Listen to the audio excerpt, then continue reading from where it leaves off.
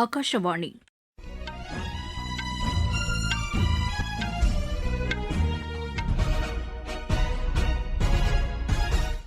செய்திகள் வாசிப்பவர் வடிவழகி கபிலன். தலைப்புச் செய்திகள்: பண்டிட் தீன்தயாள் உபாத்யாயாவின் நினைவு நாளையொட்டி குடியரசு துணைத் தலைவர், பிரதமர், மத்திய அமைச்சர்கள் உள்ளிட்டோர் புகழஞ்சலி செலுத்தியுள்ளனர். நாட்டில் 144 ஜிகாவாட் சூரிய மின்சக்தி உற்பத்தி செய்து சாதனை படைக்கப்பட்டுள்ளதாக மத்திய அமைச்சர் திரு பிரல்ஹாத் ஜோஷி தெரிவித்துள்ளார். நாடு முழுவதும் மருத்துவ முதுநிலை பட்டப்படிப்புக்காக 8416 கூடுதல் இடங்களுக்கு தேசிய மருத்துவ ஆணையம் அனுமதி அளித்துள்ளதாக மத்திய இணையமைச்சர் திருமதி அனுப்பிரியா பட்டேல் கூறியுள்ளார். ஆந்திர பிரதேச மாநில தலைநகரமாக அமராவதிக்கு சட்ட ரீதியான அங்கீகாரம் அளிக்க வேண்டும் என அம்மாநில முதலமைச்சர் திரு சந்திரபாபு நாயுடு மத்திய அரசை வலியுறுத்தியுள்ளார். சென்னை சர்வதேச சேலஞ்சர் டென்னிஸ் போட்டியில் இந்தியாவின் நிக்கி கலியாண்டா, தாய்லாந்தின் ருச்சயா இசரோ இணை காலிறுதிக்கு முன்னேறியுள்ளது. இனி விரிவான செய்திகள். பண்டிட் தீன்தயாள் உபாத்யாயாவின் நினைவு நாளையொட்டி குடியரசு துணைத் தலைவர், பிரதமர் மற்றும் மத்திய அமைச்சர்கள் உள்ளிட்டோர் புகழஞ்சலி செலுத்தியுள்ளனர். இந்நாளையொட்டி குடியரசு துணைத் தலைவர் திரு சி.பி. ராதாகிருஷ்ணன் வெளியிட்டுள்ள சமூக வலைதள பதிவில், பண்டிட் தீன்தயாள் உபாத்யாயா சமூக சேவைக்காக வாழ்க்கையை அர்ப்பணித்தவர் என்று கூறியுள்ளார். பிரதமர் திரு நரேந்திர மோடி வெளியிட்டுள்ள சமூக வலைதள பதிவில் அவரது சிந்தனைகள் நாட்டுக்கு வழிகாட்டியாக திகழ்வதாக தெரிவித்துள்ளார். மத்திய உள்துறை அமைச்சர் திரு அமித் ஷா வெளியிட்டுள்ள சமூக வலைதள பதிவில், நாட்டின் வளர்ச்சிக்கு பண்டிட் தீன்தயாள் உபாத்யாயாவின் வாழ்க்கை வரலாறு ஊக்கசக்தியாக விளங்குவதாக குறிப்பிட்டுள்ளார். தகவல் ஒலிபரப்புத்துறை இணையமைச்சர் டாக்டர் எல். முருகன் வெளியிட்டுள்ள செய்தியில், சுயசார்பு இந்தியாவை உருவாக்க வேண்டும் என்ற தொலைநோக்கு சிந்தனையுடன் செயல்பட்டவர் பண்டிட் தீன்தயாள் உபாத்யாயா என்று தெரிவித்துள்ளார். தீன்தயாள் உபாத்யாயா ஆற்றிய தன்னலமற்ற சேவையும் அவரின் சிந்தனைகளும் என்றும் நிலைத்திருக்கும் என்றும் டாக்டர் எல். முருகன் கூறியுள்ளார். நாட்டின் பாதுகாப்பு தொடர்பான விஷயங்களை எதிர்க்கட்சித் தலைவர் திரு ராகுல்காந்தி அரசியல் ஆயுதமாக பயன்படுத்துகிறார் என்று நாடாளுமன்ற விவகாரங்கள் துறை அமைச்சர் திரு கிரண் ரிஜிஜூ குற்றம் சாட்டியுள்ளார். புதுதில்லியில் இன்று செய்தியாளர்களிடம் பேசிய அவர், நாட்டின் பாதுகாப்பின் முக்கியத்துவத்தை கருத்தில் கொண்டு திரு ராகுல்காந்தி இதனை அரசியலாக்குவதை முற்றிலுமாக தவிர்க்க வேண்டும் என்று வலியுறுத்தினார். மக்களவைத் தலைவரை பதவி நீக்கம் செய்யக்கோரி எதிர்க்கட்சிகள் நோட்டீஸ் அளித்தது தேவையற்றது என்று கூறிய அவர், இதுபோன்ற விஷயங்களை எப்படி கையாள வேண்டும் என்று நாடாளுமன்ற விதிமுறைகளில் தெளிவாக குறிப்பிடப்பட்டுள்ளதாகவும் தெரிவித்தார். மக்களவைத் தலைவர் அலுவலகத்தின் கண்ணியத்தை குறைக்கும் வகையில் எதிர்க்கட்சி உறுப்பினர்கள் நடந்து கொள்வதாகவும் திரு கிரண் ரிஜிஜூ குறை கூறினார். எதிர்க்கட்சி உறுப்பினர்கள் அவை மரபுகளையும் விதிகளையும் மீறுவது ஆபத்தானது என்றும் அவர் எச்சரித்தார். மக்களவையின் கண்ணியத்தை காக்க வேண்டிய பொறுப்பு எதிர்க்கட்சித் தலைவருக்கு உண்டு என்பதை திரு ராகுல்காந்தி புரிந்து கொள்ள வேண்டும் என்றும் திரு கிரண் ரிஜிஜூ கூறினார். மொத்த உள்நாட்டு சூரிய மின்சக்தி உற்பத்தி 144 ஜிகாவாட் என்ற அளவை எட்டியுள்ளதாக மத்திய புதுப்பிக்கத்தக்க எரிசக்தித்துறை அமைச்சர் திரு பிரல்ஹாத் ஜோஷி தெரிவித்துள்ளார். மக்களவையில் கேள்வி நேரத்தின்போது இத்தகவலை தெரிவித்த அமைச்சர், முன்னர் 7 ஜிகாவாட் வரை மட்டுமே சூரிய மின்சக்தி உற்பத்தி செய்யப்பட்டு வந்ததாகவும், உற்பத்தி திறனை மேம்படுத்தியதன் மூலம் இந்த உயர் அளவை எட்டியிருப்பதாகவும் கூறினார். காங்கிரஸ் தலைமையிலான ஆட்சியின்போது புதுப்பிக்கத்தக்க எரிசக்தித்துறை திட்டங்களுக்கு என 10 ஆண்டுகளில் 856 கோடி ரூபாய் மட்டுமே ஒதுக்கீடு செய்யப்பட்டதாகவும், தேசிய ஜனநாயக கூட்டணி அரசு கடந்த 11 ஆண்டுகளில் 1,27,000 கோடி ரூபாயை இந்த திட்டங்களுக்கு ஒதுக்கீடு செய்துள்ளதாகவும் திரு பிரல்ஹாத் ஜோஷி தெரிவித்தார். மத்திய பட்ஜெட் எதிர்கால தேவைகளை பூர்த்தி செய்யும் வகையில் உருவாக்கப்பட்டுள்ளதாக மத்திய வேளாண் அமைச்சர் திரு சிவராஜ் சிங் சௌஹான் தெரிவித்துள்ளார்.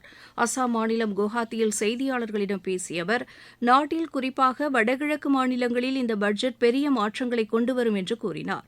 அசாம் உள்ளிட்ட வடகிழக்கு மாநிலங்களின் மேம்பாட்டுக்காக இதில் அதிக அளவு நிதி ஒதுக்கீடு செய்யப்பட்டிருப்பதாகவும் அவர் குறிப்பிட்டார்.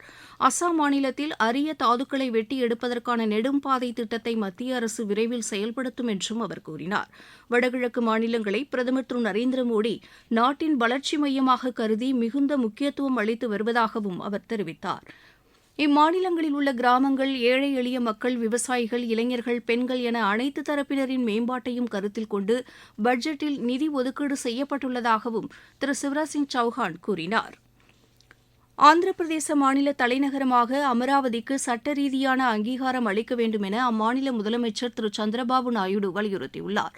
புதுதில்லியில் மத்திய உள்துறை அமைச்சர் திரு அமித்ஷாவை சந்தித்து பேசிய அவர் இதனை கேட்டுக் கொண்டுள்ளார்.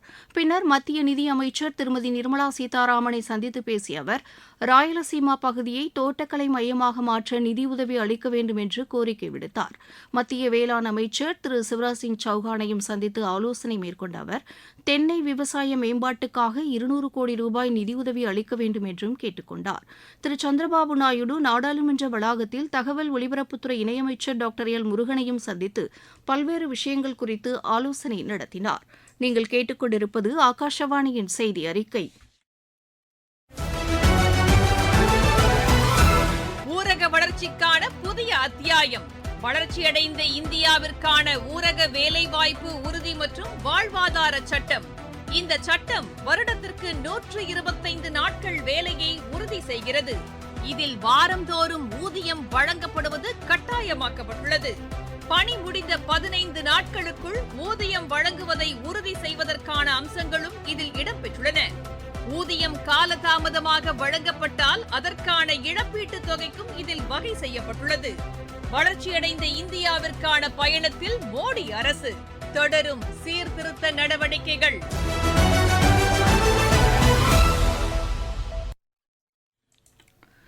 நாடு முழுவதும் மருத்துவ முதுநிலை பட்டப்படிப்புக்காக 8416 கூடுதல் இடங்களுக்கு தேசிய மருத்துவ ஆணையம் அனுமதி அளித்துள்ளதாக மத்திய சுகாதாரம் மற்றும் குடும்ப நலத்துறை இணையமைச்சர் திருமதி அனுப்பிரியா பட்டேல் தெரிவித்துள்ளார். மாநிலங்களவையில் எழுத்து மூலம் அளித்துள்ள பதிலில் இதனை தெரிவித்துள்ள அவர் தமிழகத்தில் அரசு மருத்துவக் கல்லூரிகளில் 79 இடங்களும் தனியார் மருத்துவக் கல்லூரிகளில் 826 இடங்களும் அதிகமாக ஒதுக்கீடு செய்யப்பட்டுள்ளதாக கூறியுள்ளார். தமிழகத்தில் விவசாய குடும்பத்தின் கடன் நிலுவைத் தொகை சராசரியாக 1,06,553 ரூபாயாக உள்ளது என்று மத்திய வேளாண் அமைச்சர் திரு சிவராஜ் சிங் சௌஹான் தெரிவித்துள்ளார். மக்களவையில் அவர் எழுத்து மூலம் அளித்துள்ள பதிலில் நாட்டில் உள்ள விவசாய குடும்பத்தின் கடன் நிலுவைத் தொகை சராசரியாக 74,121 ரூபாயாக உள்ளது என்று அவர் கூறினார். கிசான் கடன் அட்டையின் கீழ் 10 லட்சம் கோடி ரூபாய் நிலுவையில் உள்ளதாகவும் அமைச்சர் தெரிவித்தார். அறிவியலில் பெண்கள் மற்றும் குழந்தைகளின் பங்கு குறித்த சர்வதேச தினத்தையொட்டி ஐநா இன்று பல்வேறு நிகழ்ச்சிகளுக்கு ஏற்பாடு செய்துள்ளது. இந்த ஆண்டுக்கான கருப்பொருள் செயற்கை நுண்ணறிவு, சமூக அறிவியல், நிதி கட்டமைப்பு மற்றும் நாடுகளின் வளர்ச்சியில் பெண்கள் மற்றும் குழந்தைகளை ஈடுபடுத்துதல் என்பதாகும். அறிவியல் தொழில்நுட்ப உலகில் பெண்கள் இன்று முக்கிய பங்காற்றி வருகின்றனர். விண்வெளித்துறையிலும் சர்வதேச அளவில் பெண்களின் பங்கு அதிகரித்துள்ளது. பாதுகாப்புத்துறை, புதிய கண்டுபிடிப்புகள் போன்றவற்றிலும் அவர்கள் பெரும் பேறு பெற்று விளங்குகின்றனர். விண்வெளித்துறையில் பெண் குழந்தைகளுக்கும் கல்வி அளித்து அவர்களது படைப்புகளுக்கு ஊக்கமளிக்கப்பட வேண்டும் என்று இந்திய விண்வெளி ஆராய்ச்சியாளர் டாக்டர் ஸ்ரீமதி கேசன் தெரிவித்தார். உலகம் முழுவதும் பாத்தீங்க அப்படின்னா 14% பெண்கள் மட்டும்தான் இந்த ஸ்டெம் அப்படிங்கிற சயின்ஸ், டெக்னாலஜி, என்ஜினியரிங், மேத்தமேட்டிக் அப்படிங்கிற இந்த ப்ரொஃபஷன்ல இருக்காங்க. நிறைய கேப்ஸ், நிறைய சேலஞ்சஸ் இருக்கு.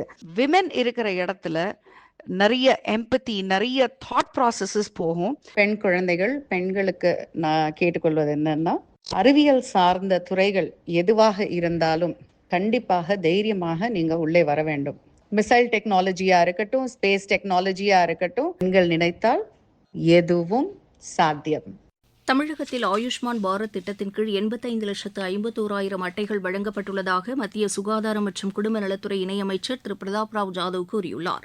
மாநிலங்களவையில் எழுத்து மூலம் அளித்துள்ள பதிலில் இதனை தெரிவித்துள்ள அவர், ஆயுஷ்மான் பாரத் திட்டத்தின் கீழ் தமிழகத்தில் 1,21,00,000 பேர் மருத்துவமனைகளில் சிகிச்சைக்காக அனுமதிக்கப்பட்டுள்ளதாகவும் கூறியுள்ளார்.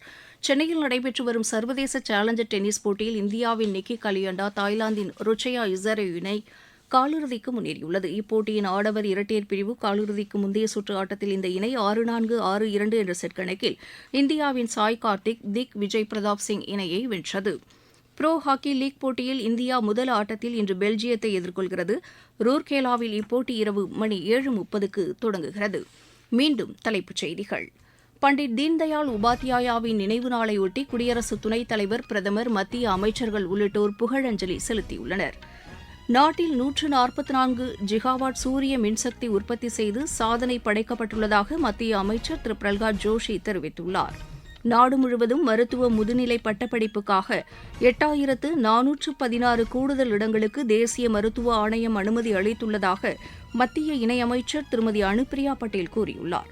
ஆந்திர பிரதேச மாநில தலைநகரமாக அமராவதிக்கு சட்ட ரீதியான அங்கீகாரம் அளிக்க வேண்டும் என அம்மாநில முதலமைச்சர் திரு சந்திரபாபு நாயுடு மத்திய அரசை வலியுறுத்தியுள்ளார். சென்னை சர்வதேச சேலஞ்சர் டென்னிஸ் போட்டியில் இந்தியாவின் நிக்கி கலியாண்டா தாய்லாந்தின் ருச்சயா இசரோ இணை காலிறுதிக்கு முன்னேறியுள்ளது. இத்துடன் இந்த செய்தி அறிக்கை நிறைவு பெற்றது.